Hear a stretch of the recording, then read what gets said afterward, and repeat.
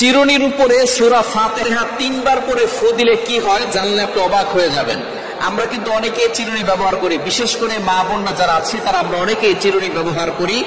আবার অনেক মা বোনদের মাথায় অনেক সমস্যা থাকতে পারে, মাথা ব্যথা হয় এবং মাথার চুল উঠে যায়, চুলের গোড়া নরম হয়ে গেছে, চুল বারবার উঠে যায়। তো এই সূরা ফাতিহার ভিতরে আল্লাহ পাক রব্বুল আলামিন শিফা দিয়েছেন কিভাবে আমল করলে এবং চিরুনির সাথে আমল করে রাখলে আল্লাহ পাক রব্বুল আলামিন আপনাকে অসুস্থতা থেকে সুস্থতার নিয়ামত দিবেন এবং আল্লাহ তাআলা বিপদ আপদ থেকে হেফাজত করবেন, আপনি সুস্থ থাকতে পারবেন। এটা কিভাবে করবেন আমি এখনই জানিয়ে দেব। তবে সূরা ফাতিহার ভিতরে যে শিফা আছে সেটা আমরা অনেকে জানি না। কোরআনুল কারীমের ভিতরে আল্লাহ পাক রব্বুল আলামিন শিফা রেখেছেন।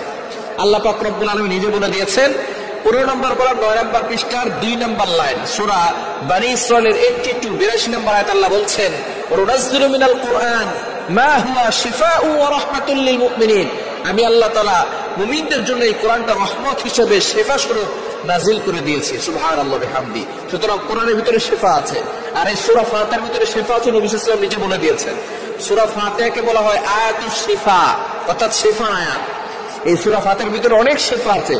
আপনার পেটে ব্যথা, আপনার যে কোনো জায়গায় ব্যথা হচ্ছে, আপনি সূরা ফাতিহা 7 বার করে পানিতে ফু দিয়ে খাবেন, দেখবেন আল্লাহ তাআলা ব্যথা কমিয়ে দিয়েছেন। আপনি অসুস্থ, প্রচন্ড জ্বর, সূরা ফাতিহা 7 বার করে পানিতে ফু দিয়ে খাবেন। অবশ্যই ইয়াকিন থাকতে হবে, বিশ্বাস থাকতে হবে যে আল্লাহ তাআলা আমাকে এই সূরা ফাতিহার মাধ্যমে শিফা দান করবে। আপনি খাবেন, দেখবেন আল্লাহ তাআলা শিফা দিয়ে দিবেন। সুতরাং ইয়াকিনের সাথে বিশ্বাসের সাথে আমল করবেন।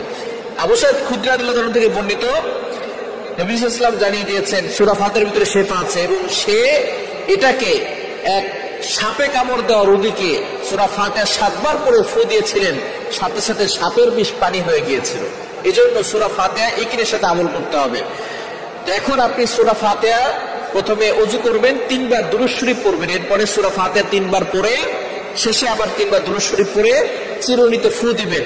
ফু দেওয়ার পরে বিসমিল্লাহ করে মাথা আঁচড়ালে ওই মাথা থেকে চুল পড়বে না, মাথা ব্যথা কমে যাবে এবং মাথার বিভিন্ন রোগ থেকে আল্লাহ পাক রব্বুল আলামিন তাকে হেফাজত করবেন।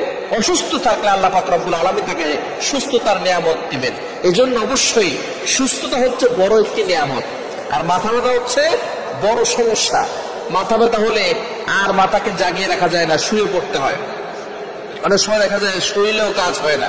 এজন্য অনেক সময় দেখবেন মাথা ব্যথা হয় এবং মাথার বিভিন্ন সমস্যার কারণে চুল পড়ে যায়।